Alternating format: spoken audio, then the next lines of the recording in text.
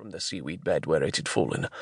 His mother had died from a blow to the face by her brutal, drunken husband, but Eddie had no sympathy for Oswald's loss. "Look here," Pete called. "Come quick, lads." "A barrel," Goldie cried. "Is it full?" Pete ignored her, breathing heavily as he fought to control the spirit-scented barrel. "Get behind it," he ordered Eddie. "Take to the other side, Oz." The three boys managed to push the barrel out of the water onto a patch of pebbles that was only damp. "God's teeth," Pete swore when he saw the bottom of the barrel was missing. "No grog for us," sulked Eddie. "Where's me pipe?" Pete asked, turning in Goldie's direction. She held out a tiny bowl with a long, wide crack on one side. "All I have so far." With a wave of his hand, Pete smashed it from her grip. As the pipe fell, the momentum of his movement swung Goldie's hand into her face, causing her to slap herself on the nose. She sobbed loudly. "Shut up," the gang leader snarled after a moment's shocked pause. Goldie sniffled and pressed her fingers to her injured nose. They came away with a smear of blood. With a shriek of irritation, she flew at Pete and pummeled the stocky boy with undersized fists. He clouted her on the side of the head. "Stop crying," he ordered. But she wouldn't stop, and spun around, dizzy from the clout. "Into the barrel," Oswald said. "That'll shut her up, the greasy slattern." "Into the barrel," Eddie repeated, kicking the girl's feet out from under her. When she fell to her knees, he stood over her, hands on his hips. "She's only a dirty Jew." Oswald grabbed the back of her ragged dress. The fragile cloth ripped as he picked her up. She screamed as he dropped her into the barrel head first. Pete leaned a hand against the barrel. For a moment all was silent, except for the slap of oars on the water as a rowboat went past, sending waves flowing over the rocks. Then the waves upset his footing and he collapsed against the barrel, making it totter. It fell on its side. Goldie cried out. "Can't she ever shut up?" Eddie complained, kicking at the barrel. It moved. A larger wave came in. "Tide's early today," Pete observed.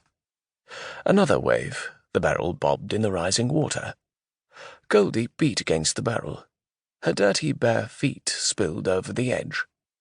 Eddie kicked at the barrel over and over again until another wave came and pulled the barrel a good 4 feet closer to the dirty Thames. A larger boat came by with a complement of rowers working tirelessly. They sent a flurry of water toward the dampening beach, but the wave caught the barrel. Hans screamed as her playmate disappeared into the muddy brown waves. "She'll drown! She's in head first!" Eddie clutched his sister's shoulders and shook her. "Quiet now, we never saw her today, do you hear?" The children ran away, damp and shivering.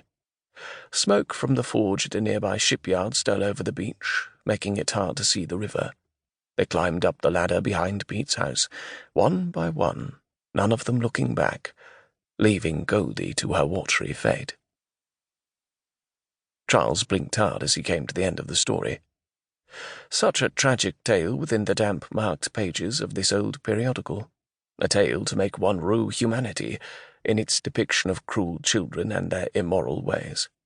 He wondered if one of his neighbours, Miss Haverstock or Mr. Gadfly, had taken him seriously when he chatted about writing a historical novel and had slipped it to him for inspiration.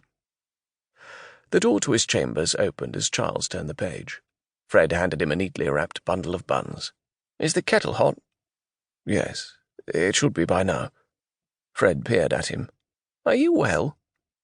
Charles closed the magazine, which sent a waft of mould spiralling into his nostrils. He sneezed. "Perfectly. I was quite transported by the article I just read."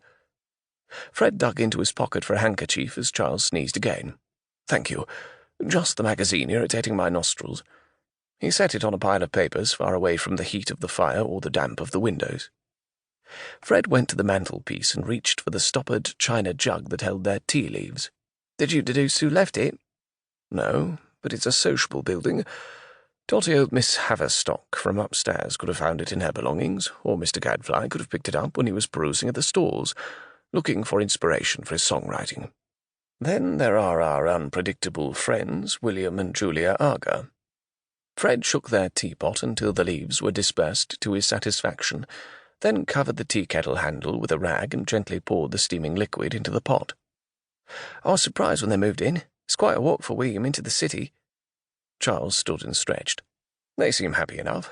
Besides, William and I can walk to work together." William was a crime